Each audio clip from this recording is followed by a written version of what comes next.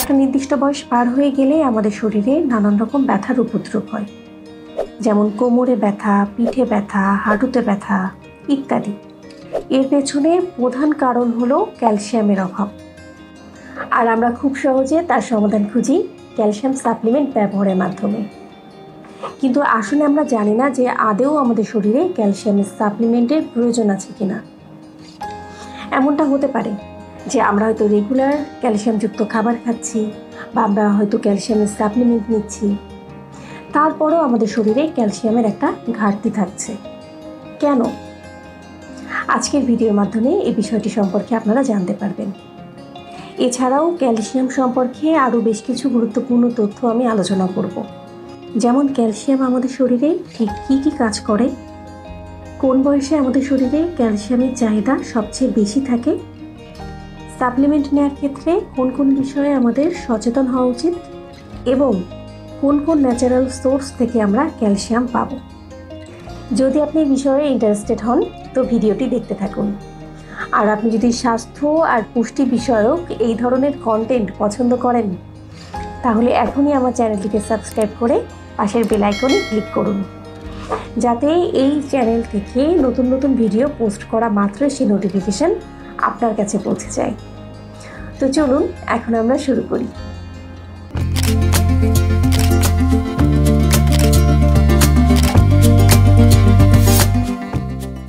প্রথমে বলি যে কোন বয়সে আমাদের শরীরে ক্যালসিয়ামের প্রয়োজনটা সবচেয়ে বেশি থাকে।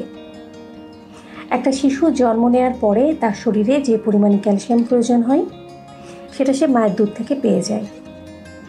এরপর থেকে গ্রোথ স্টেজ পর্যন্ত, মানে মেয়েদের ক্ষেত্রে যদি আমরা ধরি 18 বছর আর ছেলেদের ক্ষেত্রে যদি আমরা ধরি 21 বছর, তো এই বয়সের মধ্যে আমাদের শরীরে ক্যালসিয়ামের চাহিদা কিন্তু তুলনামূলক বেশি থাকে। আর এরপর অ্যাডাল্ট স্টেজে ক্যালসিয়ামের চাহিদা তুলনামূলক কম থাকে। এমনকি আমাদের শরীরে যে ক্যালসিয়ামের স্টোর থাকে সেখান থেকেও কিন্তু অনেক সময় এটা কাভার করা সম্ভব। আর বৃদ্ধ বয়সে ক্যালসিয়ামের চাহিদা কিন্তু সবচেয়ে বেশি থাকে। বিশেষ করে মেয়েদের ক্ষেত্রে ম্যানোপজ হওয়ার পরে ক্যালসিয়ামের চাহিদা সবচেয়ে বেশি থাকে। আমাদের শরীরে ক্যালসিয়াম 3টি খুব গুরুত্বপূর্ণ কাজ করে। প্রথমত, এটা আমাদের হাড়ের গঠনে সাহায্য করে। আমাদের শরীরের সমস্ত হাড়ের প্রধান উপাদানই হলো ক্যালসিয়াম।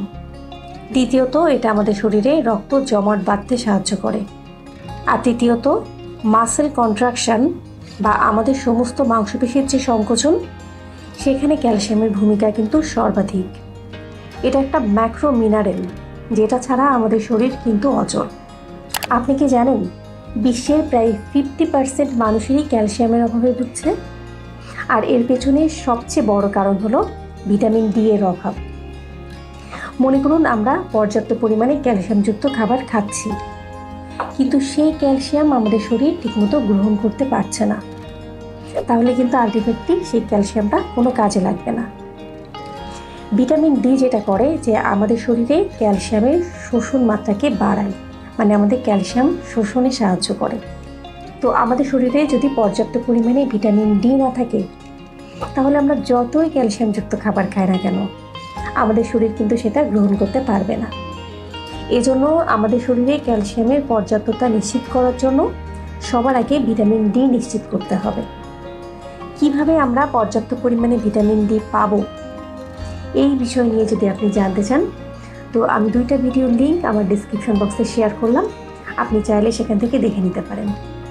এই ভিডিওটির মাধ্যমে আপনি জানতে পারবেন যে ভিটামিন ডি সম্পর্কিত যাবতীয় সব কিছু তথ্য।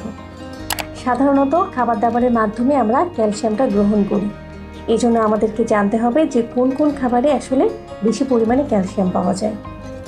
তো সবার প্রথমে বলতে হয় দুধের কথা। দুধ হচ্ছে ক্যালসিয়ামের সবথেকে বড় উৎস।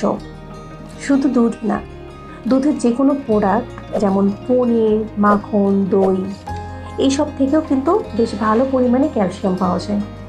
বলা হয়ে থাকে যে দুধের থেকে টক দইয়ে ক্যালসিয়ামের পরিমাণ কিন্তু বেশি থাকে। এজন্য যারা দুধ খেতে পছন্দ করেন না তারা কিন্তু অনায়াসে টক দই খেতে পারেন। ইউএসডি তথ্য মতে 250 মিলিগ্রামের 1 গ্লাস দুধ থেকে প্রায় 300 মিলিগ্রামের মতো ক্যালসিয়াম পাওয়া যায়। আর 1 কাপ ইয়োগার্ট থেকে প্রায় 450 মিলিগ্রামের মতো ক্যালসিয়াম পাওয়া যায়। সবুজ শাকসবজি থেকেও প্রচুর পরিমাণে ক্যালসিয়াম পাওয়া যায়, বিশেষ করে পালং শাক, ব্রোকলি আর ঢ্যাঁড়স থেকে।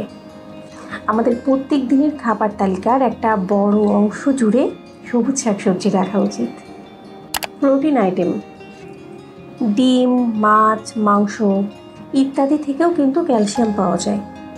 মাঝারি সাইজের একটি ডিম থেকে প্রায় 27 মিলিগ্রামের মতো ক্যালসিয়াম পাওয়া যায়। আর মাছের মধ্যে সামুদ্রিক মাছ থেকে বেশ ভালো মাত্রার ক্যালসিয়াম পাওয়া যায়, যেমন ইলিশ, রূপচাঁদা, স্যামন, সার্ডিন ইত্যাদি। দেশি ছোট ছোট মাছও কিন্তু ক্যালসিয়ামের খুব ভালো উৎস। নাট আইটেম, আমাদের হাতের নাগালের মধ্যে যেসব বাদাম পাওয়া যায় তার মধ্যে আমন্ড থেকে সর্বোচ্চ পরিমাণে ক্যালসিয়াম পাওয়া যায়। 1 আউন্স আমন্ড বা 28 গ্রাম আমন্ড থেকে প্রায় 65 মিলিগ্রামের মতো ক্যালসিয়াম পাওয়া যায়। সিড আইটেম, সিডকে বলা হয় নিউট্রিশনাল পাওয়ার হাউস, মানে আমাদের শরীরের জন্য যতগুলি পুষ্টি উপাদান প্রয়োজন তা কম বেশি সিড থেকে পাওয়া যায়, যেমন chia seed, parsley seed, flax seed, poppy seed, sunflower seed ইত্যাদি। তবে ক্যালসিয়ামের সোর্স হিসেবে যদি বলি তাহলে স্পেশালি বলতে হয় চিয়া সিডের কথা। ফ্রুটস আইটেম, ক্যালসিয়ামযুক্ত ফ্রুটসগুলির মধ্যে রয়েছে অরেঞ্জ, কিউই, বেরি, এপিকট, স্ট্রবেরি, পাপায়া ইত্যাদি। ক্যালসিয়ামের মেন সোর্স হলো আমাদের খাবার দাবার, মানে খাবার দাবার থেকে আসলে আমরা ক্যালসিয়ামটা গ্রহণ করি। কিন্তু অনেকের আবার টেন্ডেন্সি থাকে যে ক্যালসিয়ামের সাপ্লিমেন্ট নেওয়ার জন্য। অ্যাডাল্টদের আসলে ক্যালসিয়াম সাপ্লিমেন্ট নেওয়ার কিন্তু খুব একটা প্রয়োজন হয় না, আর বয়স্কদের ক্ষেত্রে কখনো কখনো সাপ্লিমেন্ট নেওয়ার প্রয়োজন হতে পারে, তবে অবশ্যই সেটা চিকিৎসকের পরামর্শ নিয়ে। আবার কিছু কিছু ক্ষেত্রে ক্যালসিয়ামের সাপ্লিমেন্ট নেওয়ার প্রয়োজন হলেও হতে পারে, যেমন যারা ভেজিটেরিয়ান বা যারা দুধ খান না বা দুধে যাদের অ্যালার্জি আছে, দুধ খেলে হজম হয় না ঠিকমতো তাদের ক্ষেত্রে, এবং যারা দীর্ঘদিন ধরে স্টেরয়েড জাতীয় ওষুধ খাচ্ছেন তাদের ক্ষেত্রে অনেক সময় ক্যালসিয়ামের সাপ্লিমেন্ট নেওয়ার প্রয়োজন হতে পারে। আর যারা ক্যালসিয়ামের সাপ্লিমেন্ট নিচ্ছেন তাদেরকে বেশ কিছু বিষয় আসলে সতর্ক হওয়া প্রয়োজন বা সচেতন হওয়া প্রয়োজন, যেমন খালি পেটে ক্যালসিয়ামের সাপ্লিমেন্ট নেওয়া উচিত না, অনেক আঁশযুক্ত খাবারের সাথে খাওয়া উচিত না, একবারে 500 থেকে 600 মিলিগ্রামের বেশি খাওয়া উচিত না, আর অতিরিক্ত চা বা কফি আসলে খাওয়া উচিত না যখন কেউ ক্যালসিয়ামের সাপ্লিমেন্ট নেয়। আবার বেশ কিছু ক্ষেত্র বিশেষে ক্যালসিয়ামের সাপ্লিমেন্ট নেওয়া কিন্তু একদমই উচিত না, যেমন প্যারাথাইরয়েডের হরমোন যাদের বেশি আছে, যাদের শরীরে পানির ঘাটতি আছে, যারা কনস্টিপেশনের মতো সমস্যায় ভুগছেন এবং যাদের কিডনিতে স্টোন আছে। ক্যালসিয়াম আমাদের শরীরে খুব ইম্পর্ট্যান্ট একটা মিনারেল।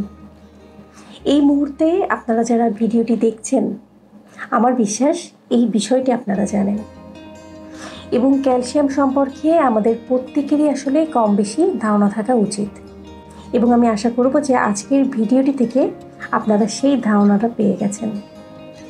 তো ভিডিওটি যদি আপনাদের ভালো লেগে থাকে তো প্লিজ ভিডিওটিতে লাইক করুন এবং আমাকে ছোট্ট একটা কমেন্ট করে জানান। খুব শীঘ্রই দেখা হচ্ছে আরেকটি গুরুত্বপূর্ণ টপিক নিয়ে। সেই পর্যন্ত ভালো থাকুন আর সুস্থ থাকুন।